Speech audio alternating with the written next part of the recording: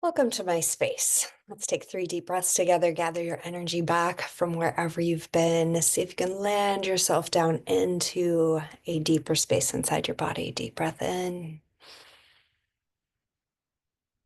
On the exhale, wiggle, yawn, stretch, sigh. Bringing your consciousness all the way down into that low belly womb space. Deep breath in. Mm. Deep breath in. Ooh. Hand on heart, hand on womb, low belly. I am here.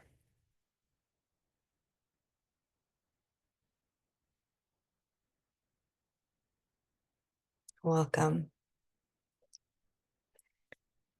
Today, I would like to chat a little bit about my fascination with the life, death, rebirth cycle and coming out of a linear mindset, which is primarily the way the world sees life. There are still some cultures who honor spiraling, cycling ways of being, but not many, at least not in the Western world, right?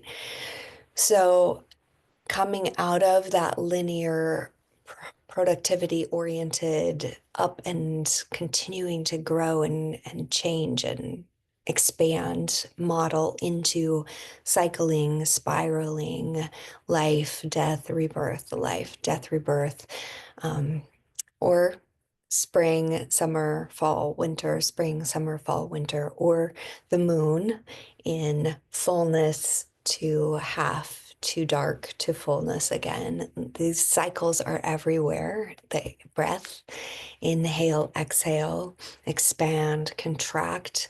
Life is about all of that expansion and contraction, spiraling, cycling nature of our being.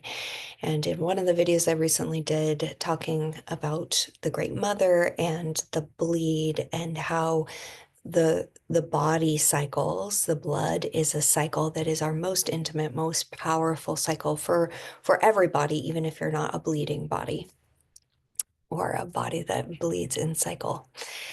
Um, so coming back into what one of my teachers, Dr. Azra Bertrand, calls organic time or natural time rather than man-made time is a little bit of a challenge these days. Our work schedules typically don't follow organic time. Um, none of society, our school cycles, we're not following organic time these days. So to reinstate yourself in a cyclical way of being takes a little bit of intention and work. And part of what I love doing is helping my clients reinstate themselves back into their natural cycles, the natural cycles inside of your body, the natural cycles that you're connected to as a nature being, connected to nature outside of yourself, and really honoring these deeper rhythms of life, death, and rebirth.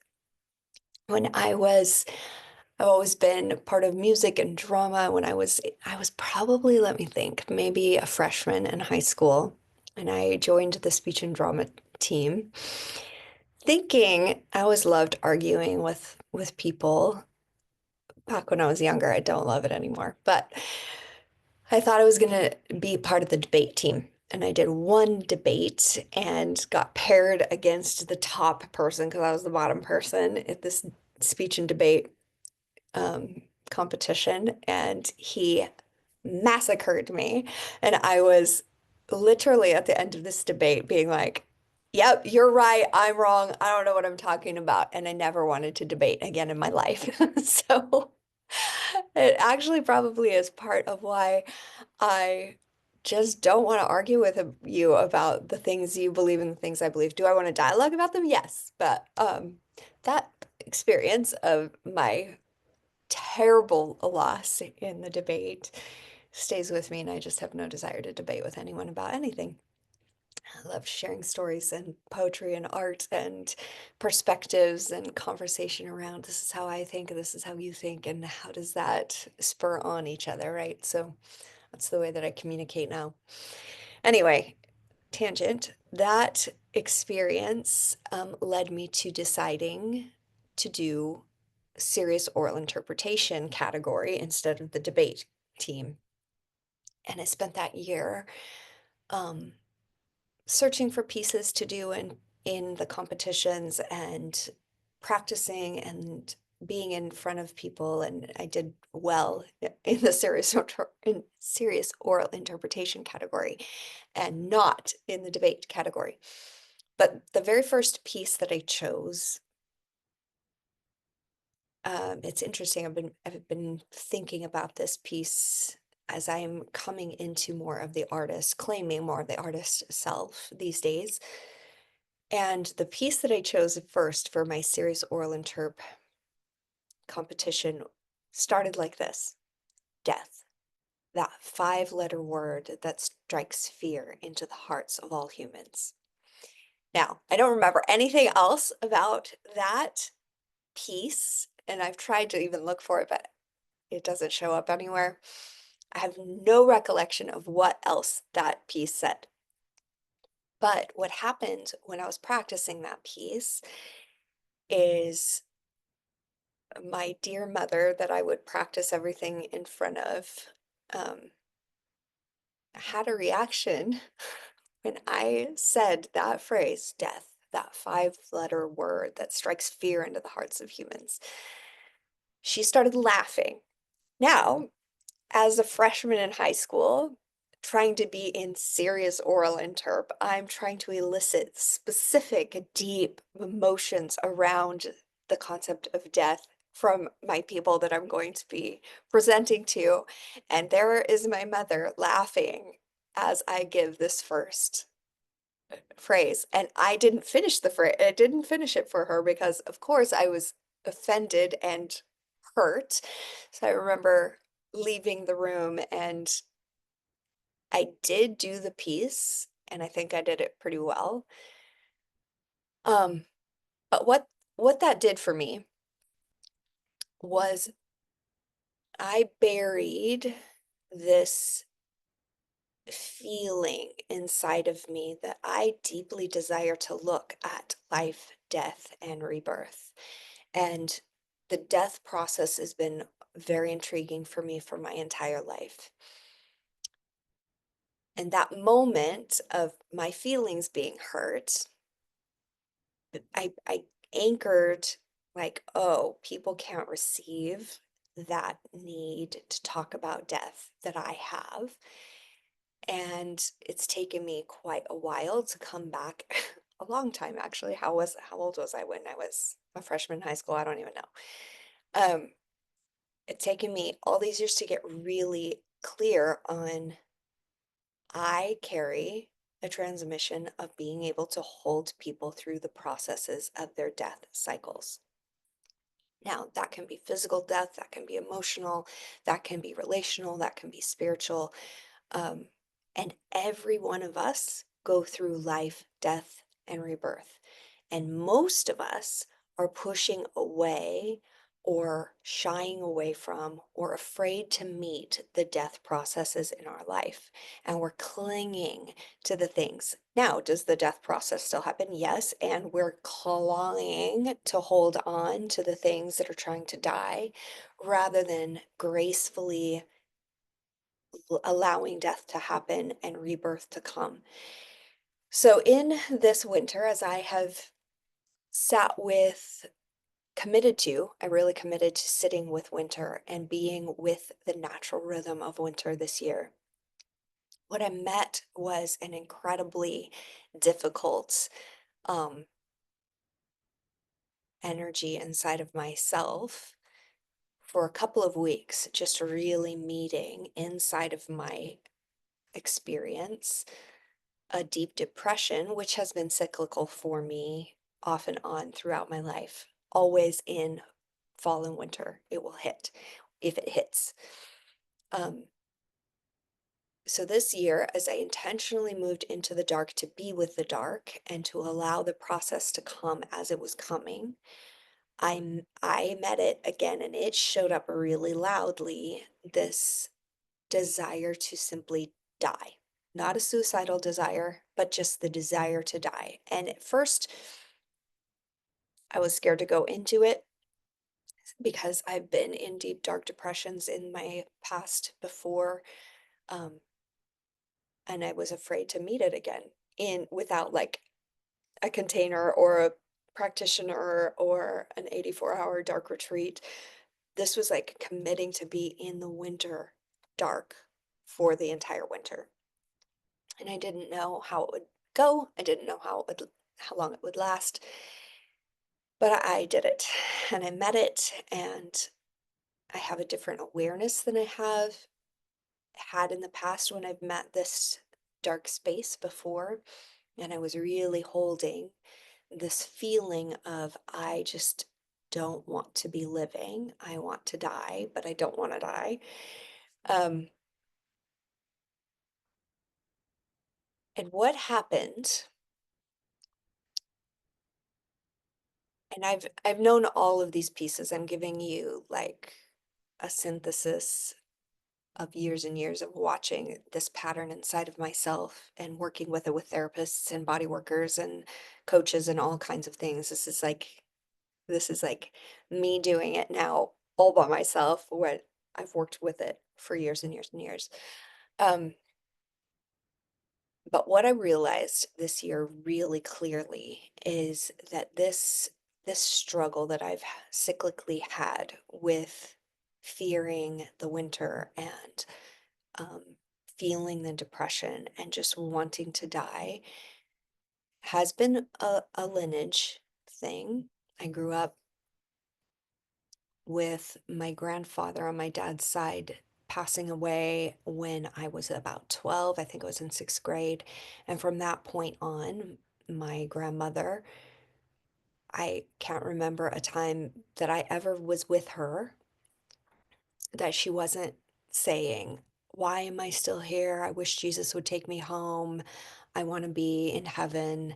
And basically grew up feeling this intense death wish, the desire to die. Now, in Christianity, that is, um, it's condoned almost. And so there were so many people in my lineage who just didn't want to be living their human lives. And the way to communicate that was constantly to say, I wish Jesus would come back. I wish I was with Jesus in heaven. I wish I was not, I wish God would return, right? So this was a deep, deep, ingrained expression inside of me that I was meeting really head on this winter.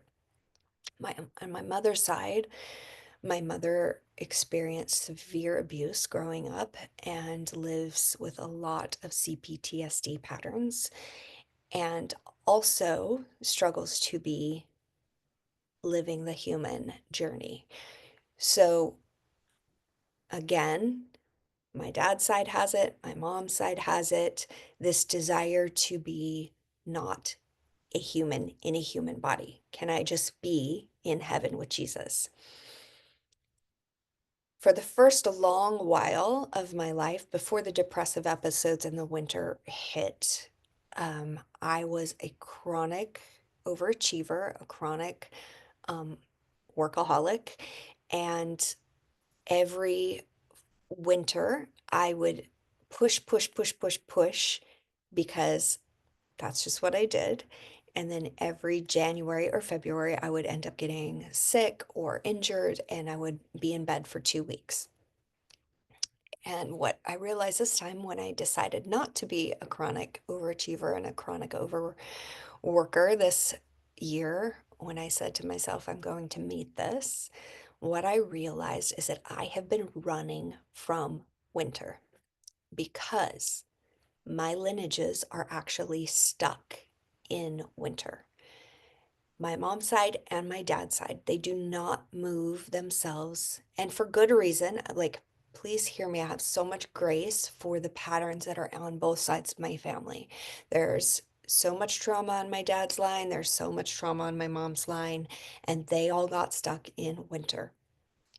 And watching this growing up, I was like, I am not going to get stuck in winter.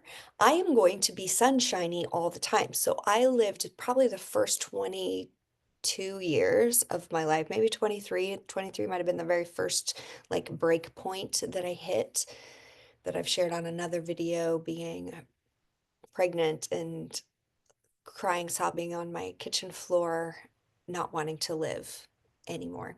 And that was my first break. So up until 23, 24, um, I was pushing myself to stay positive, to have this, what is now called toxic positivity. I was constantly up. I didn't want to meet the sadness. I didn't want to feel the sadness. And then every winter, bam, I would push through and then get sick. Um, so this year, as I've been meeting it and feeling into it and noticing it and holding it with loving awareness. So as I was in the 2 weeks where this was coming into real clarity inside of me in December, at the end of December, I was chatting with one of my dear friends, and we were on a walk, and I was sharing this process with her. And every once in a while when I get into my processes, I'm like, oh my gosh, am I crazy? What's happening? I've been here before and I think I know what this process is, and I have all the tools to hold myself, and I need somebody to reflect where I'm at. And she said something really beautiful and brilliant. She said, I mean, don't you think that part of living includes the desire to die? And the second that she said that, this flash of a tree, a gorgeous tree in the fall losing its leaves, came into my vision. And I had this whoosh of relief over me that nature isn't sad about losing its leaves, about going into winter. It is a resting space. It knows it's not going to get stuck. The consciousness on nature, that it just trusts that life keeps cycling. I was taught from a very young age that if you land in winter, you're never getting out. My grandmother landed in a winter and never came out.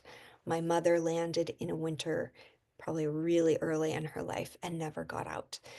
So I was running from winter, and then I would hit this depressive episode often, and then I would bolster myself back up into toxic positivity for a long time until I started doing tons of therapy and body work. And then I learned how to move the sensations and the emotions.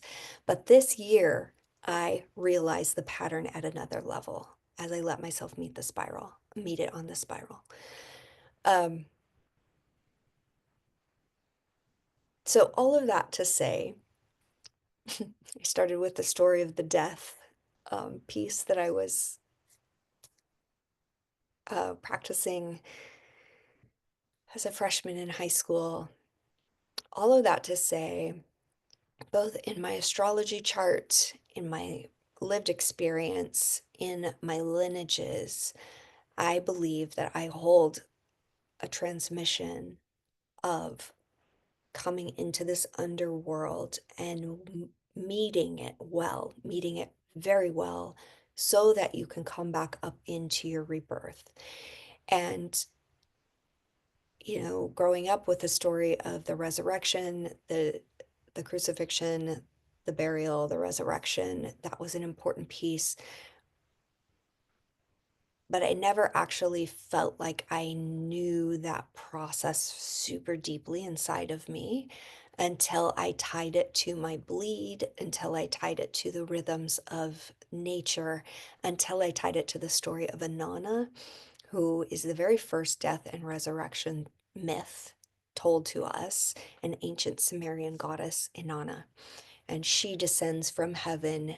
She takes a conscious journey into the underworld to meet her sister, Ereshkigal, and is hung on a hook for 3 days to die, only to come back up as the Queen of Heaven again. And she shows us this life, death, rebirth cycle. The life, death, rebirth cycle is beautifully illustrated in other myths as well, and lots of Egyptian myths and Celtic myth and all kinds of myths have their death and rebirth cycles, because look at nature. Nature is death and rebirth. Um, so this is a jumbly story around how I personally work with this life, death, and rebirth, and how excited I am to be going into spring this year. Um, I've been very consciously working repatterning and reinstating myself in natural rhythms with earth and sun and moon and water and wind, and feeling them holding and supporting and resourcing me through every experience of my life over the last couple of years. And this support that I've had going into this winter, coming through, trusting the cycle is going to bring me through. I really feel a lot of healing energy on my lineages, on my lines within my own body. How my lines will experience that, I don't know, but how I'm going to experience it within myself is feels dramatic. So, in my sessions, in my body, mind, spirit sessions with balanced living, in my coaching sessions with MAK coaching, I hold beautiful, beautiful, safe space for you to be meeting your pain, to be meeting your deaths, to be allowing yourself to embrace the winter portions so that you can move through the seasons and move through them with joy. I think the winter is a gorgeous season. I just have been running from it for my whole life. I physically hated the cold. I have emotionally hated the winter. I specifically went into an 84-hour dark retreat because I was building conscious relationship, loving relationship to the dark after running from it for most of my life. Um, and I can say I do love the dark now. I love the death process. And even though it's pain sometimes and letting go is not easy and I still feel all the feelings inside of me, real living is knowing I can navigate and hold and move through all the stages of the death and rebirth and the life and the death and the rebirth and the life. So if you are in processes, and most of the world is right now, we're in a great transition and you are ready to meet the pain. You're ready to meet. I had a new client the other day come to me and say, I am here because I want to finally meet my pain instead of run from it. And it was a beautiful session, and she did beautiful work and texted me a couple of days later and said, this work is reverberating in these ways into my week, and I can't thank you enough. So, having somebody who can hold safe, loving space for you while you learn to meet pain and rework your story or your relationship to pain, rework your story and your relationship to the death, rework and repattern your relationship to winter so that you can actually move into spring. This is what I love, love, love doing. And I have another client that I've been working with for so long, and I love her with all of my heart. She might be one of the most courageous women I've ever met. Um, she is committed to meeting the pain stories, which there have been many, and allowing herself to feel through the stuck energies, being stuck in winters in her own body, in her own life. And she meets it with courage, she releases, and she moves on. And after those sessions, I will often, some of them are really big and huge shifts for her. And after each session, I'll say, oh, that was wonderful. I'm so proud of you. And that was so fun. And I'll say fun because for me, holding that deep process space is so fun because I know what comes after it. And for a long time, she would just say, what do you mean? Why can you say that's fun? And now that we've worked these processes long enough, she's understanding, oh, I know why you can say that's fun because on the other side, life comes back. So Welcome to my work. It is a work that has a deep imprint of holding space for the death process. On some level, it's a death doula on on emotional or energetic or psychic processes. Um, and I trust it. I trust the process. I've lived it a long period now. I've been in body work and in therapy and actually meeting the deaths well in my own journey for 10 years. And this year, I, with the story I told you around the winter, it's the first year that I feel really, well, not the first year. It's just as we travel that spiral, I'm closer and deeper on this journey of meeting this winter and having clarity than I've ever had before. And it just feels incredibly liberating as I get ready to move into spring. Um, Yesterday or the day before was Imbolc. It's a honoring of the midpoint between winter and spring, and it feels significant to me inside my own body this year. It's also the Lunar New Year, and it's the year of the wood snake. So lots of transformation. I feel tons of energy on moving into spring, something new.